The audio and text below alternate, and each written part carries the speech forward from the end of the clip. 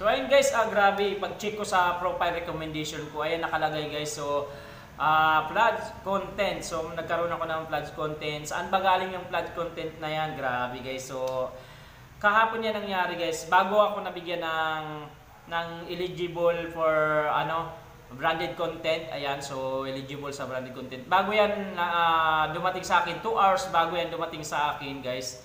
Bago yan dumating sa notification ko, na-check ko yung profile recommendation ko. Buti na-check ko guys kasi nagkaroon ako ng tawag nito.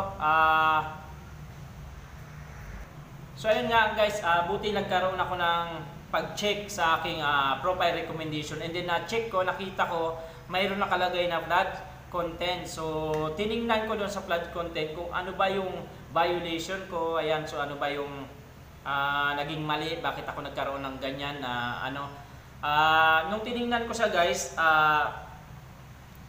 mayroon akong isang live na kung saan mayroon narinig na umiiyak na bata. So may narinig na umiiyak na bata. Ngayon, kaya nagkaroon siya ng flood content. So sa mga live natin, sa mga in-upload natin na videos, pwede natin makuha ang flood content sa pamamagitan ng halimbawa may nagtatag sa inyo ng mga videos, may mga nagtatag na mga content nila sa inyo. So pwede mo makuha yan dyan sa mga salita na binibitawan mo. Pwede rin yan magkaroon yung mga bad words, bad words na mga binibitawan mo salita. So saka sa mga sa mga umiiyak na bata ganyan. So bawal din tayo mag ng ganyan. So pag na-detect ni Meta na mayroon mga ganyan, so baka magkaroon ka ng flood content. So ano ba yung magiging mo kapag nagkaroon ganyan flood content? So pwede ka magkaroon ng warning kapag sobrang dami na palagi paulit-ulit. So and then hihina yung views mo, at saka magiging limitado lang yung makakita sa inyong videos. Kaya hihina yung views mo kasi limitado lang yung makakita ng videos mo. Lilimitahan ka ni Meta. So kaya guys, mag-iingat tayo sa mga ina-upload natin. Ayun, wag mo nang buburahin yung pag nagkaroon ka ng flood content, wag mo munang buburahin kasi kapag i-check mo rin siya, pwede mo rin sa i-check. Kapag wala ka naman nakitang violation diyan, guys, pwede ka mag-appeal. So kasi kunyari nag-viral yung views mo, yung videos mo, nag-viral, ang daming views. 'Di ba? Nakakapanghinayang naman na buburahin natin yung videos natin na maraming views na wala naman tayong violation. Siyempre i-check mo rin kapag wala naman talagang violation ka nakita sa videos mo, pwede ka mag-appeal.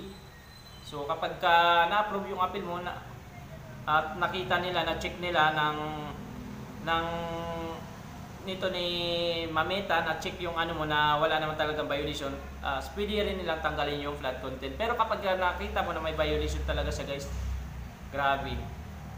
Kahit maraming views yan, tanggalin mo na kung ayaw magkaroon ng warning dito kay Mameta, okay?